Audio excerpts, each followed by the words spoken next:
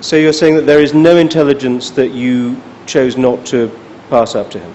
I'm sure there were tons of pieces of intelligence I didn't pass up to him because it wasn't worth his attention. Just as, you know, the farther you go down in the bureaucracy, the more intelligence people see, and presumably it gets filtered up. The complaint about me by some of the people in the intelligence community was I kept reading too much. If I, let us say, hypothetically, didn't believe you, if I believed that you were withholding information from me, is there any justification on earth for me tying you to a board, tipping you backwards, putting a hood over your head and pouring water on you? Look, the question of what happened at Abu Ghraib is a question that will bedevil America for years. Much of it was conducted by a unit that was out of discipline and out of training, and people were prosecuted for it. The question of interrogation methods used by the United States was argued by lawyers up and down across the board. I played no role in it. No, I'm not suggesting you did. What I'm asking you is there any justification for it? I think it depends on the circumstances, frankly. But so that's a yes?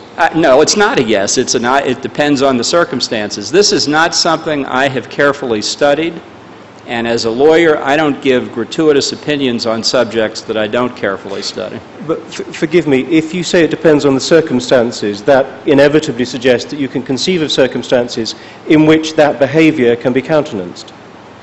And talking about lawyers who have studied it, Philippe Sands, whose book Torture Team is being discussed here later, has traced the approval of such practices all the way to the very top of the American administration.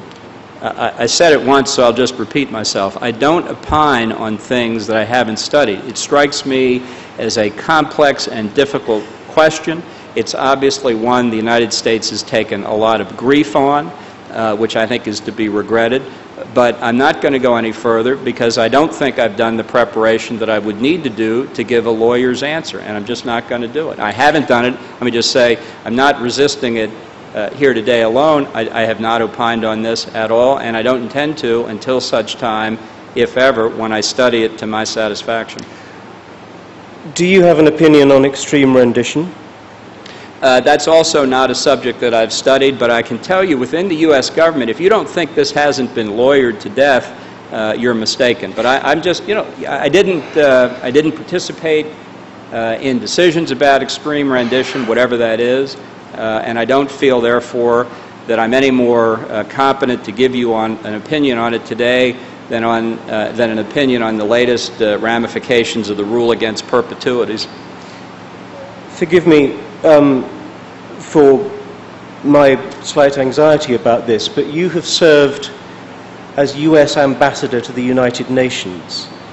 Is it really conceivable that you have never seriously considered the issues either of torture or extreme rendition? Well, of course I've thought about them, but they didn't come up in the United Nations. They were not part of my responsibility. And I've told you before, my view of when I render an opinion on something comes after I've studied it. And I have not studied it sufficiently, to my mind, and therefore I don't opine gratuitously. Can you understand how I find that slightly disappointing? I don't care whether you find it disappointing or not. I adhere to my standards intellectually, not yours. Yes. Can I ask you then, what other standards should I? Why should I adhere to yours?